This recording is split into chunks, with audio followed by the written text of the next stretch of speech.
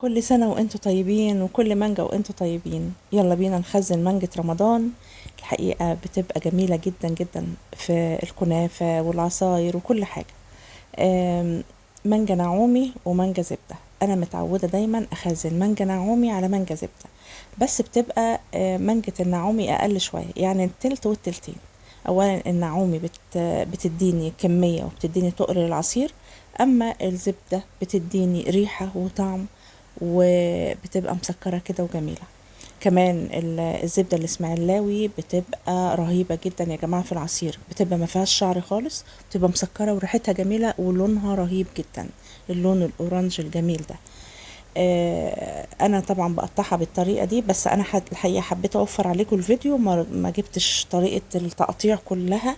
انا بخزنها بالطريقة دي من سنين، وناجحة معايا جدا، وبتغيب من السنة للسنة في الفريزر، ولا بيحصل لها اي حاجة، لا بيتغير لونها ولا بيتغير طعمها.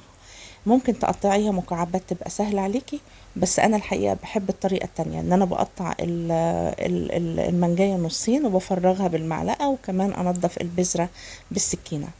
في الاخر عطتني الكمية الجميلة دي، بسم الله ما شاء الله. انا كنت طبعا جايبة كمية كبيرة جدا، بس عشان الطبق اللي انا حاطة فيه المانجا عميق شوية، فمش باين انها كمية كبيرة، بس هي كمية كبيرة. وحطيت عليها كوباية ونص سكر، لان السكر بيحفظها. وقلبتها كويس، وزي ما انتم شايفين الاورنج ده كله زبدية، اما المكعبات فهي نعومي. وكيستهم، وبرضو ما حبيتش اطول عليكم الفيديو واجيب لكم طريقة التكييس، طبعا كلنا عارفين الطريقة. والكمية دي ما شاء الله تكفينا في رمضان وزيادة كمان، والف هنا وشفا يا رب. اتبقى بقى حاجة بسيطة كده، فقلت لان طبعا انا سهرت سهرية كبيرة فيها جدا وانا بخزنها، فقلت بقى اعمل لنفسي كاس كده او طبق مانجا على ايس كريم. بس عايزة اقول لكم على حاجة.